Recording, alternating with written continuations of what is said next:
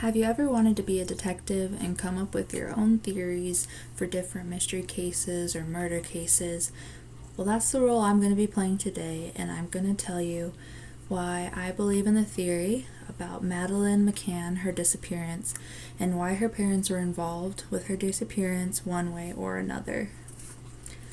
So people go missing all the time, all around the world for different reasons, and missing persons cases can be the most frustrating cases, specifically because there is no end point until you find them. There's no answers, anything can be possible, and that's why with missing persons cases you need to go over every single theory, no matter how far-fetched the theory is, just so you go over everything and one of them might be the answer. So I frequently listen to missing and murder podcasts, and I watch missing and murder documentaries. So I feel like I'm pretty fair enough to make my own opinions on my theories about what I think happened to different cases. I'll be bringing up 3 different points, even though there's a lot more on why her parents were involved in her disappearance. And then so this is a picture of Madeleine.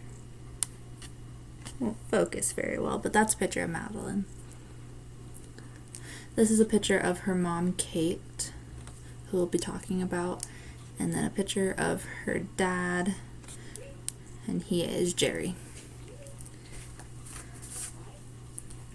So just a little background story so you guys know what happened is they were on vacation. They were from the UK, and they came to Portugal for vacation.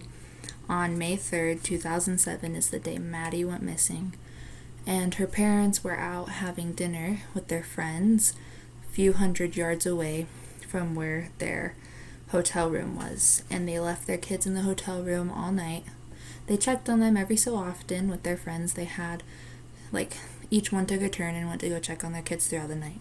But when Kate, Maddie's mom, went to go check on them, she found that Maddie was gone and the window was open, but the twins were still sleeping in the room. So she went back to tell everybody that Maddie was missing, and that spiraled everything into place on how Maddie went missing. So one of the reasons that her parents could be involved, and some evidence on that, is they had a blood dog and a cadaver dog. And the blood dog's name is Keela, and the cadaver's dog name is Eddie. And they both searched the apartment that the Mccan stayed in, or the hotel that the Mccan stayed in. And they both alerted of smells of a cadaver and of blood behind the couch. Also smell of a cadaver in the parents' room and also in a cabinet. And the thing that they smelled in the cabinet was Maddie's stuffed animal. And they smelled a scent of a cadaver, like a deceased body on the stuffed animal, which means Maddie's body had to come in contact with that if she did die. So the theory is that in all the interviews and every day since Maddie was missing, when they're caught on camera, Kate, her mom, is holding this stuffed animal that was Maddie's, and she's holding it all the time. So they think that Kate came in contact with Maddie's body after she was deceased, and then she touched the stuffed animal, which then transferred the scent of her body on there. And that's why they can smell her body on the stuffed animal. They also took some boxes of their belongings and spread them out all over the floor. And they had the dogs sniff these belongings. And a majority of the belongings were of Kate's clothes, which probably, if Maddie was deceased, came in contact with her and she was wearing them as she was touching the body or anything like that. And there was some child's clothes that had the scent on them too. Another thing that the dogs searched were a bunch of cars, and these cars were from people who would have been in contact with Maddie throughout this trip. There was give or take 10 cars there, and they did not know whose cars was whose, and they didn't know what was the Mccan's car, what was their friend's car. They didn't know.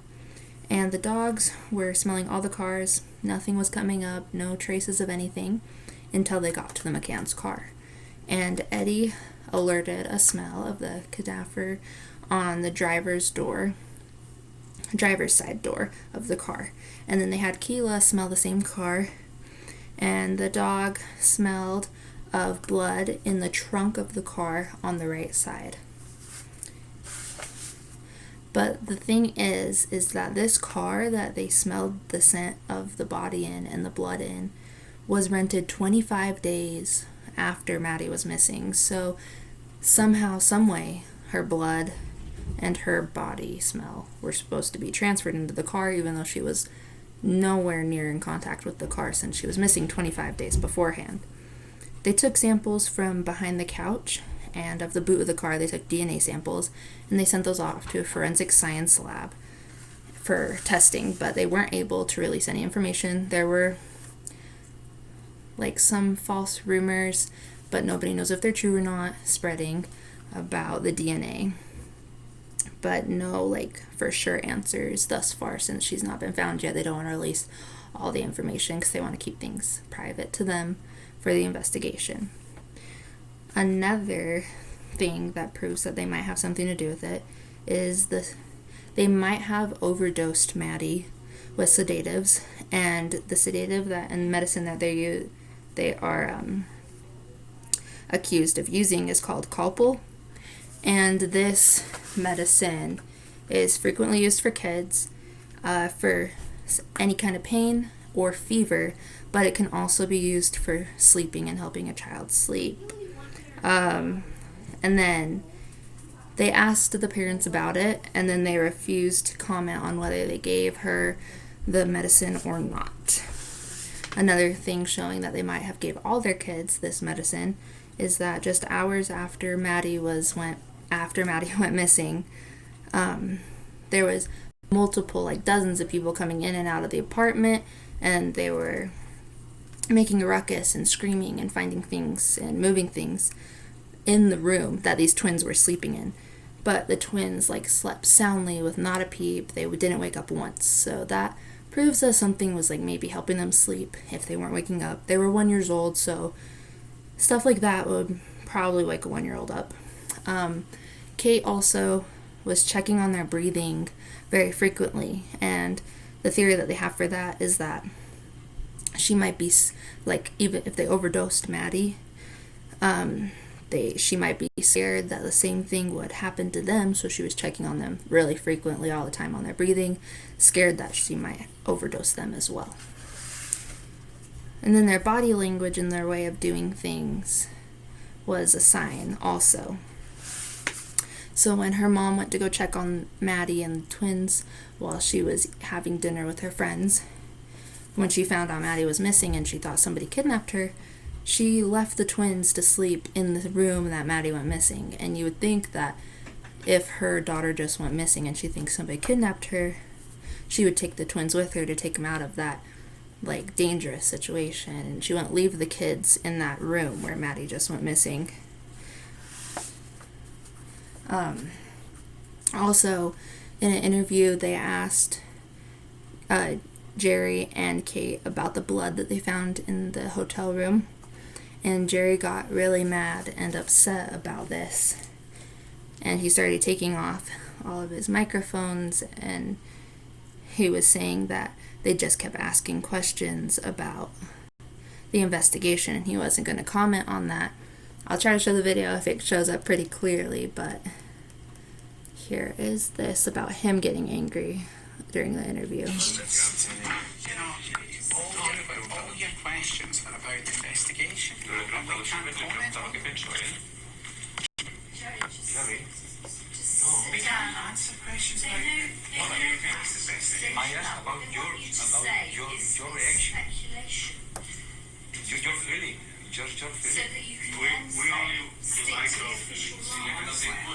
He's too off. Give him a minute. He's a bit off. Go and get some fresh air. Nah, don't worry.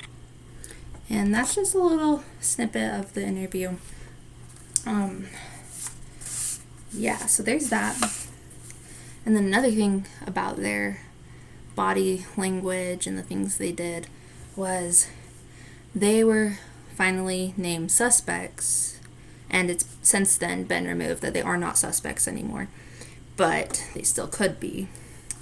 But when they were initially suspected of being suspects, that same time they decided to go back to the UK. They didn't decide to go back to the UK anytime until they were declared suspects.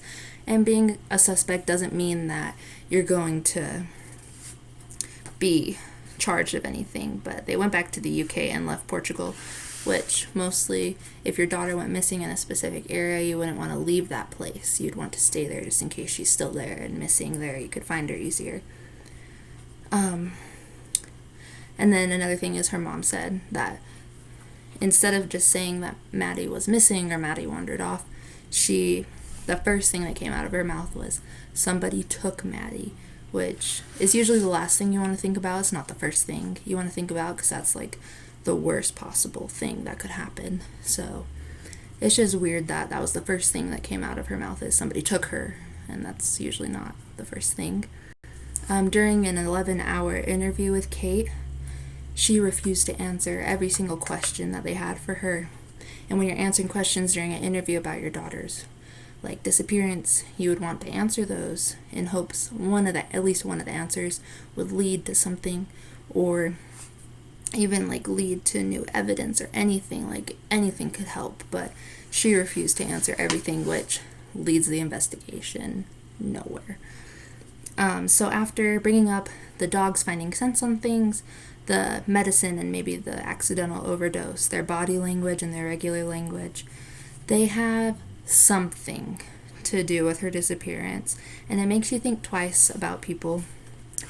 It really gets you to open your eyes, and some people might not be as innocent as they initially intend to be, and there's always two sides to a story. It's since then been 12 and a half years since Maddie is missing, and she is still missing to this day. No traces of anything have really been found, and no leads anywhere. They're to be blamed one way or another, because if they didn't have like anything to do with the investigation initially, like in that kind of way where they overdosed her or something, they still were to be blamed, in my opinion, because they did leave their kids alone in a foreign country they've never been to all night long with the doors unlocked for hours on end, and they were only 1 to 3 years old. So this type of thing can very well be prevented. Make sure you're watching your kids. Keep your kids in a very safe place. Lock your doors and secure everything. Make sure everything's locked up tight. Nobody can get into the room. Be careful, especially with the younger ones, because little kids, they don't know any better. They're just little. They're just living life. So they don't know any better, and really they can't defend themselves in any type of that kind of situation.